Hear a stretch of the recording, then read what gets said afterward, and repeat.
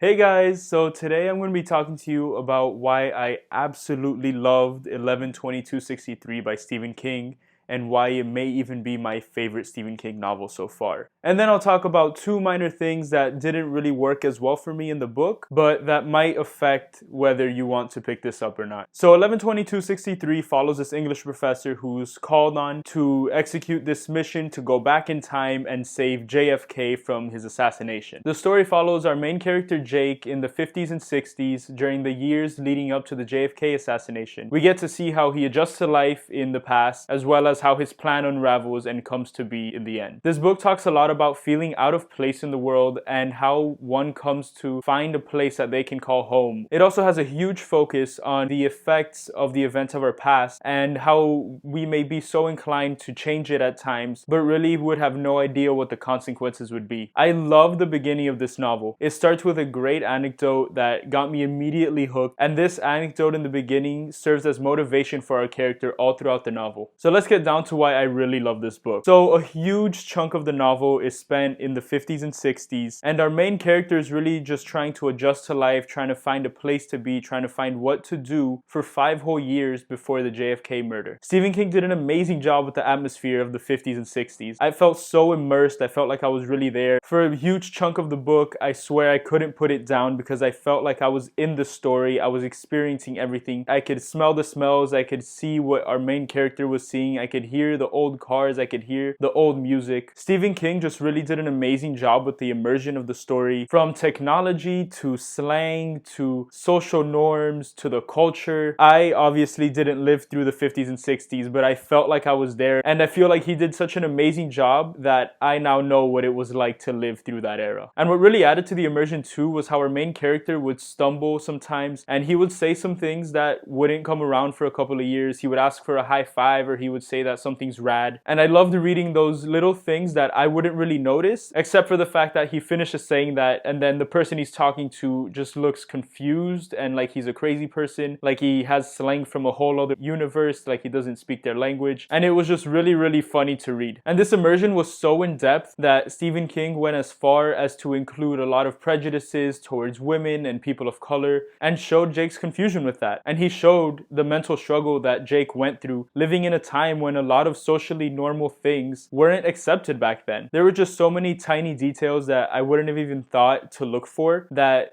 King pointed out to us in subtle ways that really made the immersion so much better. Now, the character work was just phenomenal in this. Our main character, you really see his development from beginning to end. You really see his growth all throughout the novel. From the beginning where he has no social ties, he doesn't really care about anybody that he's around, he has no ties to really anything in his own time, to then his experiences in the 50s and 60s where he falls in love with this little town and has an amazing experience there and really builds a life for himself, and you really feel how connected he is to that place and that time. This even causes some great conflict within the character where he loves the place so much he doesn't really want to leave, and that was just an amazing thing to see him go through. And I think Stephen King did an amazing job of exploring his psyche while going through that. And where he starts off the story somewhat cold, somewhat not caring about anyone, not having ties to anything, he ends the story having a home, having conflicting thoughts about completing the mission because he loves the place so much. And I think a huge part of that was how immersed Stephen King made us feel within the 50s and the 60s. We spend a big chunk of the novel exploring Jake's life there, and I think it was very well done for that reason, that it got us so attached to the time and the place and the era that we really could connect with our main character and understand his own struggles. And then the ending. I'm not gonna spoil anything, but the ending was just absolutely amazing. It floored me. I put down the book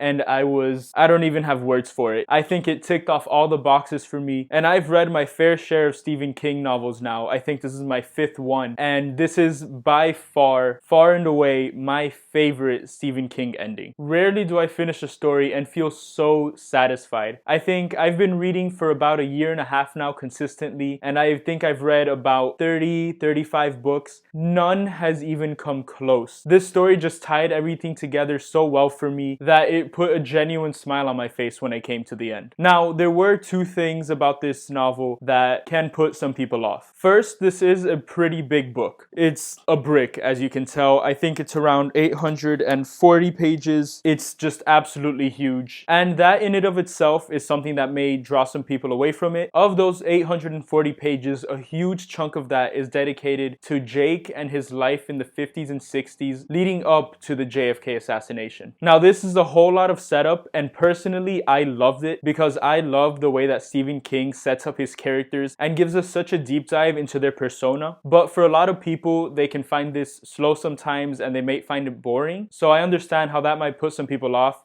But personally, I love that about the story, but I understand it could go either way for anyone. Second, since this story is so focused on character and building character, yes, the premise is time travel and going back in time to stop the JFK assassination. But really, I'd say the core of this story is exploring our main character and seeing him develop throughout the novel. I think because of that, once we got to the end, there were a few technical things that weren't really answered, a few things concerning time travel and the effects of the time travel, and really getting into the nitty-gritty of how time travel works within the novel. We never really get a nice packaged answer, but personally, I love the focus on character, and so I didn't really mind this at the end. So I'd say if you love a character-driven novel, if you find the premise of this story really cool, which I did to begin with, I would 100% recommend this. This has absolutely gotten all the way to the top of my Stephen King books. I can't talk enough about it. I'll be here all day long. Please, please, please pick this up. It's a great read, and I promise you'll end this book with the biggest book coma you've ever had. Because after spending countless hours in this world that Stephen King built, I honestly missed it so much after. Please let me know what you think if you've read this before, or let me know if you're gonna read it. Please don't forget, drop a like and subscribe. I publish videos every Friday, and I'll be back with loads of content on fantasy, Stephen King, sci-fi, non-fiction works, and anything else you can think of. Thanks for watching, guys. I'll see you guys next time.